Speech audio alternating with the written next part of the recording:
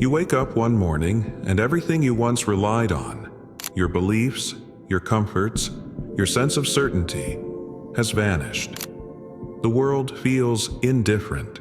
Your ambitions seem hollow, and the very foundation of your identity feels like an illusion.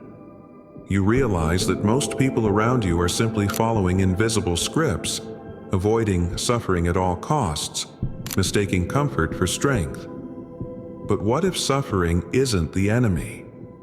What if pain is not a curse, but a crucible? Could the very thing you fear, struggle, doubt, isolation, be the path to something greater? Nietzsche believed so. But are you ready to hear why? Most people live under an illusion, the belief that avoiding hardship leads to happiness. Society reinforces this lie, sedating us with comfort, drowning us in distractions, and convincing us that suffering is a mistake rather than a necessity. But Nietzsche saw reality for what it was. Life is struggle. Growth demands suffering. To seek only comfort is to rot from within. He warned against what he called the herd mentality, a life dictated by the values of the weak, where people fear failure more than stagnation and avoid hardship rather than harnessing it. In his eyes, true strength came not from avoiding suffering, but from embracing it, transforming pain into power. Carl Jung later expanded on this idea with his concept of individuation, the process of becoming one's true self by confronting the unconscious, facing inner demons, and integrating the darkness within. Those who refuse this path remain fragmented, enslaved by their fears and desires, living a borrowed existence dictated by others. But here's the real danger. If you do not master your mind, it will master you. The question is, how do you take control? How do you become unbreakable? Imagine living an entire life shackled by invisible chains, convinced you are free, yet unknowingly bound by your fears, desires, and the expectations of others. This is the fate of those who never challenge their own minds. Their lives are dictated not by will, but by reaction, reacting to criticism, seeking approval, fearing discomfort. Nietzsche saw this as the slow death of the human spirit, the decay of potential into mediocrity. Neurologically, the mind is wired for survival, not greatness. It seeks comfort, avoids pain, and reinforces limiting beliefs to maintain stability. Cognitive biases, confirmation bias, learned helplessness, the sunk cost fallacy, keep people trapped in their mental cages. Society exploits this weakness, rewarding conformity, discouraging rebellion. Those who refuse to confront discomfort become prisoners of their own making.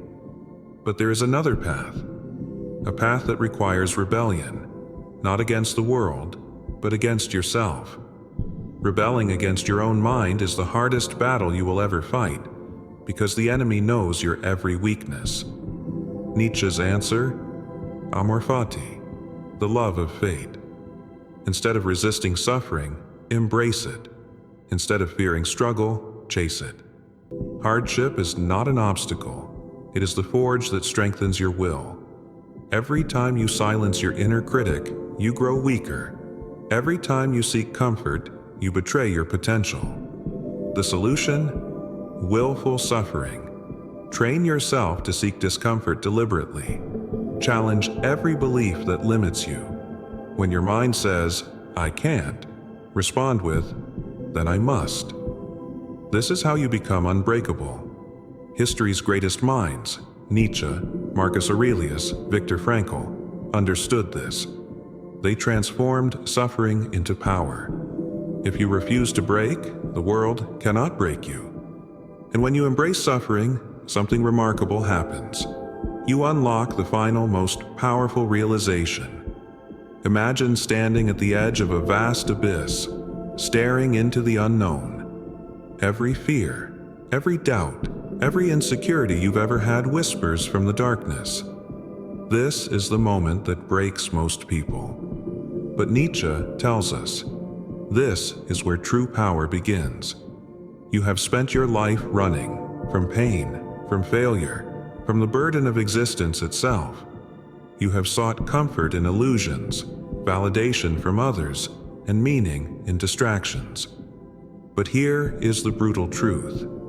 No one is coming to save you. The gods are dead, the world is indifferent, and the only thing that exists, the only thing that has ever existed, is your will. Nietzsche's greatest lesson is this: you are not a victim of fate. You are the creator of it. There is no ultimate purpose, no divine script. You must become your own God, forging meaning where none exists. This is what he calls the Ubermensch, the one who transcends. The weak will hear this and despair. They will cry out, "But if nothing has meaning, why should I go on?" And that is the difference between them and the strong, because the strong do not ask for meaning, they create it. Look back at your life. Every hardship you have endured, every moment of suffering, was the hammer striking the steel of your soul. Did you break, or did you harden? This is the test of existence, to look into the abyss and not flinch. Most people never reach this point. They surrender to mediocrity, to fear, to the comforting chains of society. But you now know the truth. The only limits that exist are the ones you refuse to shatter. The only chains that bind you are the ones you choose to keep. So ask yourself, will you walk away from the abyss, pretending you never saw it? Or will you step forward, embrace the void, and become something greater than you ever imagined? The choice has always been yours. It always will be.